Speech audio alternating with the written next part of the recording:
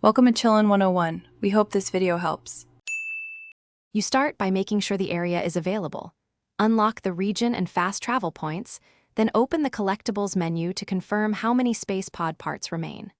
Once done, prioritize zones where parts spawn, industrial areas, crash sites, and high ledges, then move immediately. Make sure to use a mobile character to sprint across terrain and scan chest clusters. You're not looting randomly. You're clearing designated spawn zones in a grid pattern, so you can mark cleared sections and avoid wasting time. Now you shift to methodical coverage.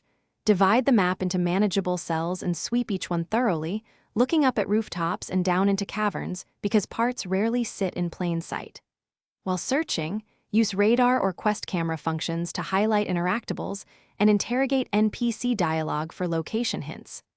Once you find a cluster, clear all chests and record the spot. Make sure to also revisit shops and repeatable side missions. Some parts are tied to rewards rather than world drops, so you don't finish by confirming each found piece updates your collectibles count, then bring the final parts to the repair or upgrade NPC to trigger the next objective. Once done, save and watch the inventory change. If the game doesn't register a part, make sure to save, quit, and reload. This forces a sync and often fixes missing counts. If parts still don't appear, replay a short nearby side mission or fast travel away and back to reset spawns. That quick reload trick solves most spawn or registration issues. Thanks for watching. Consider subscribing if we helped you.